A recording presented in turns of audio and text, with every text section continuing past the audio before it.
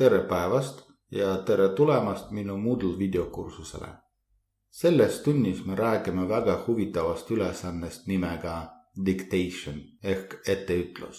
See ülesanne nõuab natuke ettevalmistust, aga see on väga kasulik selleks, et kontrollida õpilaste arusaamise oskust. Õpilane kuulab lühikest teksti, see tekst koosneb ühest või kahest lausest. Ja siis õpilane peab trükkima just seda, mida ta praegu kuulas. On olemas kaks valikut. Õpilased saavad kuulata faili tavalise kiirusega või need saavad kuulata faili aeglasema kiirusega. Nüüd ma kuulen, mis räägitakse tekstifailis ja siis ma trükin seda, mida ma kuulsin. My sister is a very good student. My sister is a very good student. Ma ei hakka trükkima kõik 3 lauset, sellepärast et aega natuke säästa. Ja ma lihtsalt vajutan kontrollnuppu. Ja nüüd süsteem ütleb, et ma ei ole ühtki viga teinud ja saab vaadata vastuseid. Näete, esimeses lauses ma pole ühtki viga teinud. Ja nüüd ma näitan teile, kuidas seda sisutüüpi luua. Te peate ette valmistama mitu audiofaili. Aeglasema varianti kohta te ei pea muretsema sellepärast, et seda ei pea lisama. Helifaili te võite salvestada kasutades oma mobiiltelefoni. Ja nüüd te olete oma töölaual.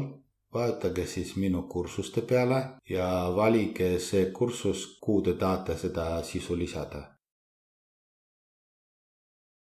Vajutage lisa, otsige dictation. Ja nüüd mul on avatud see ülesanne, mis me oleme praegu teiega teinud. Ja selle ülesanne näitel mina näitan, kuidas sellised ülesanneid üldse tehakse.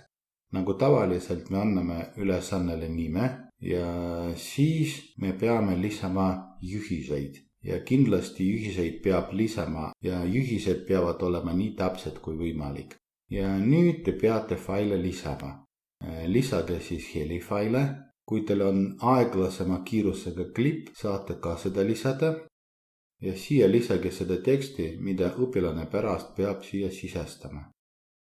Kui teil on õige vastuse mitu varianti, näiteks inglise keeles on tegu sõnade lühivormid ja pikad vormid ja kui te tahate need mõlemad vormi kasutada, siis te peate kasutama vertikaalsed jooned. Kirjeldusele pole vaja midagi lisada, siis lisage teine lause. Lisage helifaile, lisage teksti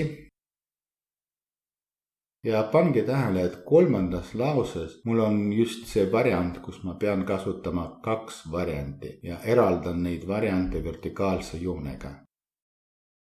Ja käitumisseadmetest valige, mitu korda õpilased saavad teie faili kuulata. 0 tähendab kuulamise arv piiramatu.